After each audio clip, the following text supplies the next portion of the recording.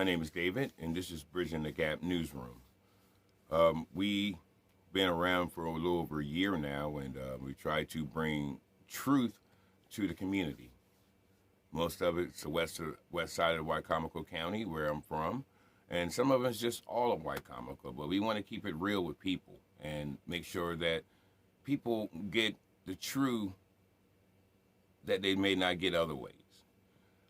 We've had a lot going on, and actually something has been brought to my attention here, actually more in the Salisbury area, and that's in regards to the Franklin Graham concert. Now, if you don't know who Franklin Graham is Billy Graham, Reverend Billy Graham's son, and he has a God Loves You tour coming to Salisbury.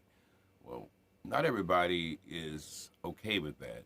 As a matter of fact, there are some who decided to speak out and call him a radical because they feel that he doesn't represent all of Salisbury.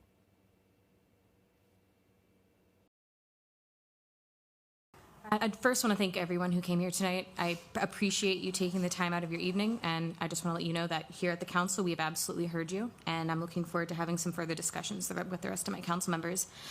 I want to second what Councilwoman Gregory mentioned.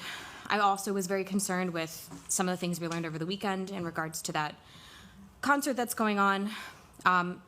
Clearly, there was no ill intention on behalf of the city, but it's very clear that we need to work on some internal processes to make sure that there's a vetting process and a screening process so events like this don't happen ever again. I mean, we're less than 10 weeks away from our Pride event, and this to me just doesn't make our LGBTQ community feel like they are actually a part of Salisbury. I mean, that event's going to happen less than a block away from our Pride Rainbow Walk, and I think we've done a wonderful job of making this a welcoming.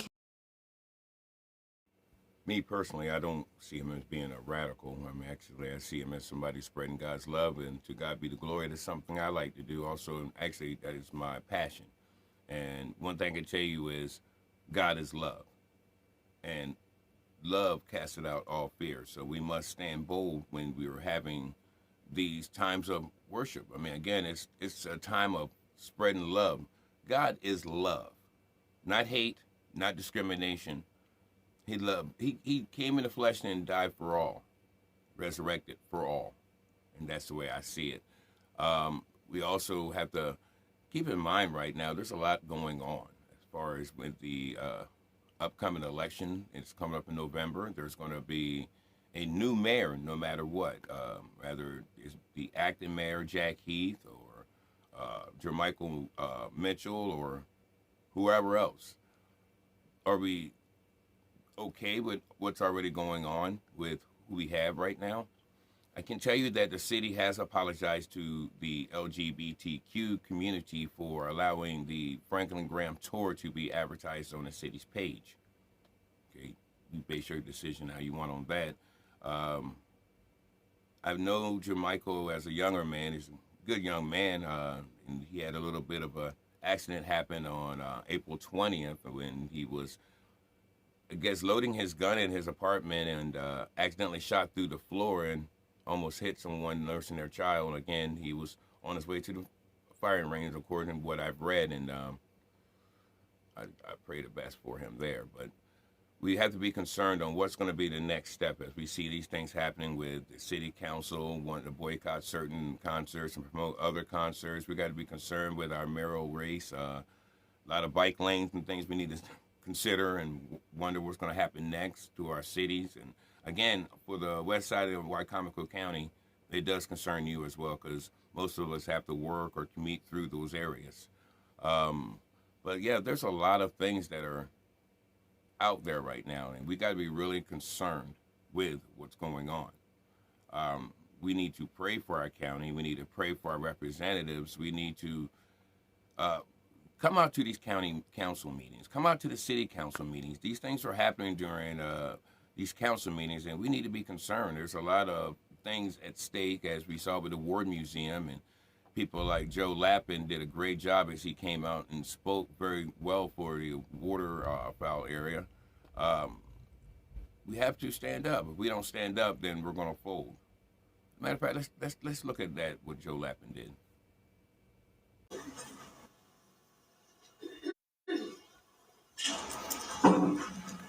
How are you?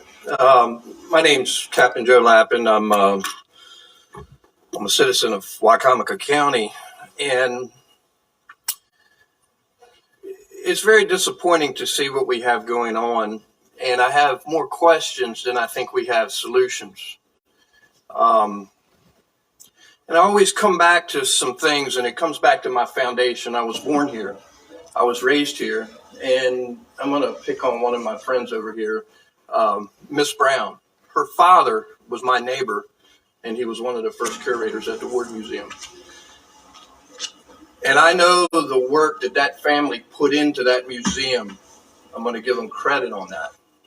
But I'm going to speak to the university, and I'm going to ask you a couple questions. Drawing on my strong spiritual faith, Luke 12:2-3 says that nothing that is covered up will not come to light. There's a lot of covering up in some fashion, and I can't quite smell it, but being a waterman and being a captain, what I can tell you is that when I lose a fish in my boat, 3 days later, I can smell it. Okay? And that's the God's honest truth on that. And I see a lot of people talking about how good this is in our community, and it is. It's one of the biggest things in our community. As a child, I grew up as an artist. And Meg's father was an encourager for me. I have a fine art degree. Okay? Not only am I a captain and a waterman and work with my hands, but I have a fine art degree. And I'm going to ask you a couple questions. What does your art department look like at the college? It's great. Can you utilize the building to educate your children, your young men and your young women in that department? But I'm also going to plead to Wicomico County, and I'm going to tell you this. I was one of the very first recipients in Wicomico County as a VPA student in 1989. Does anybody know what that is? It's the Visual and Performing Arts Program in Wicomico County that was held up over at Wicomico County. I was one of the very first recipients. Had I not had that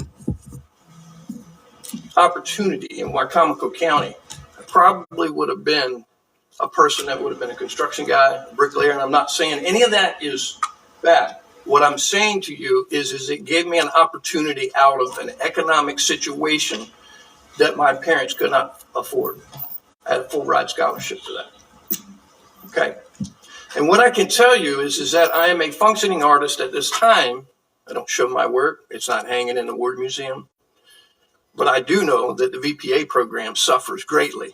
And I'm going to be an advocate for that in Wicomico County because I'm still active in that. And the university has a crop of talented young students at their disposal that I don't even think financially you consider it. Here's what I'm going to say to you. You already know what you're going to do with the building. You already know what you're going to do with the property. Because if you didn't, you wouldn't have done it so quickly and so quietly. Okay?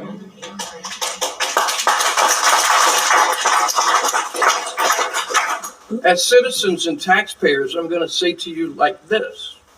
The university is very important to our community and we need it. But I want you to be aware that your tax dollars, no matter what side of the fence you stand on, are supporting this organization. And I'm going to plead to you that you make it known that your dollars in this community support this. And if they want to hang the artwork that is there, the decoys in the Powell building, it's like taking a fine piece of artwork done by many artists that I know, including Mr. Brown himself and the Ward brothers and many, many more artists. It's like taking a fine piece of artwork and hanging it in your bathroom. Okay? When we do that, then we actually take the opportunities of education and ability to teach and to give back to our communities. And we actually take that and we lose that opportunity. And then I'm going to ask one other question in this day and age.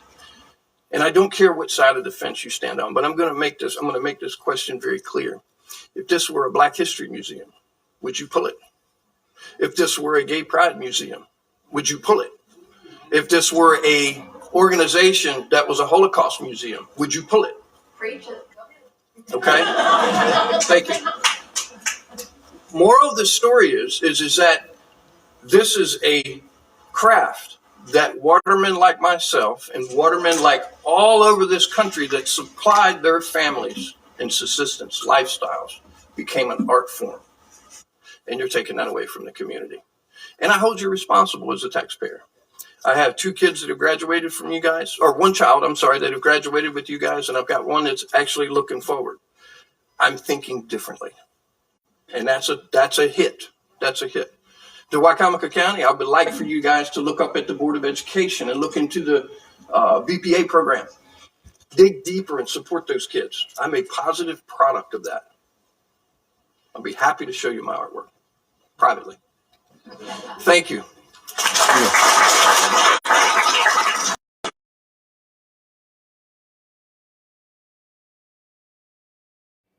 Great job by Joe. Joe wasn't the only one that stepped up at the county council to question some things. As a matter of fact, Kim Groves spoke up about the Comcast agreement and the lack of broadcast on the west side of the county. Let's take a look at that.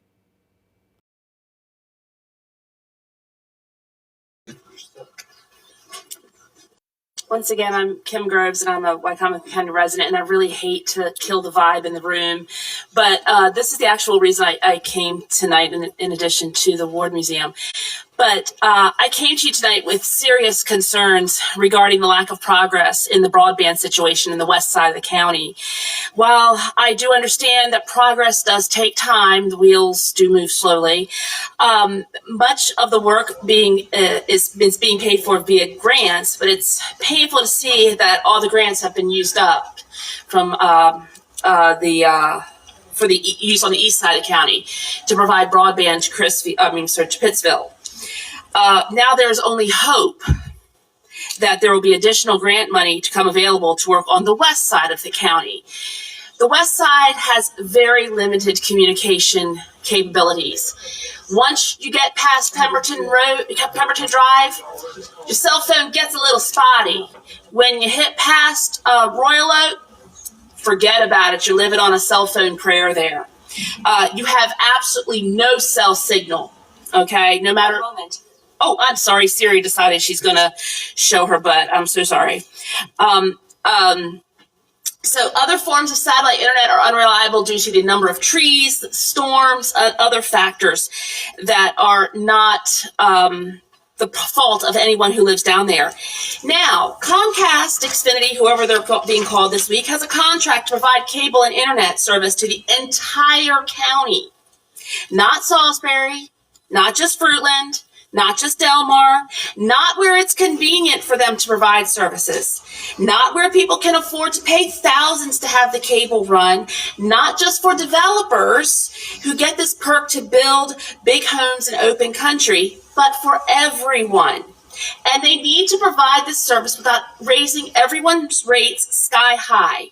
If Comcast or Xfinity is required to provide the service to the entire county under the provisions of their exclusive cable contract, and they are unable or unwilling to do so, then maybe it's high time for 2 things to happen in very rapid succession.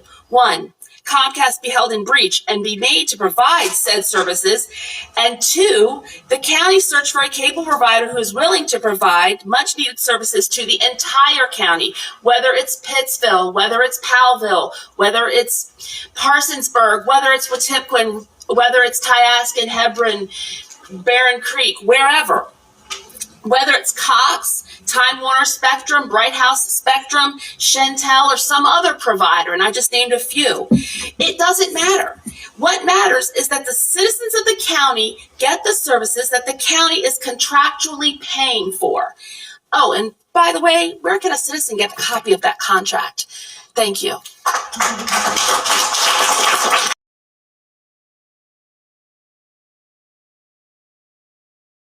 Okay. Before we conclude this segment, I want to let it be known that Well, I did get a phone call from the council president, talking about the county council president, John Canning, concerning broadband. And since Kim's standing up there and speaking, he did assure me that Shop Tank does have the contract now, and he's assuring me that within 2 years, when I'm going to say 2 years, we will have broadband everywhere in this county. So our voice matters. Continue to voice how you feel, whether it's something I agree with or not. Show up for these council meetings, whether it's city or council or county, and don't forget to vote when it comes to vote. If it's your district to vote for the mayor's race, if you're on the outskirts and you're still considered the west side of the county, get out and vote. I do have a strong feeling there's another candidate or a couple more candidates that's going to join in, and I'm going to do my best to keep that for everyone to know about. And there's other great things that's coming up. Stay tuned. I just don't want to overdo this. I just want to say thank each and every one of you for listening and or watching or tuning in, and pray my strength. Pray the strength of bridging the gap. You know, the more we do this, the more the opposition is not going to like us. But you know what? To God be the glory. Truth has to be told. Keep God first. Have a blessed day.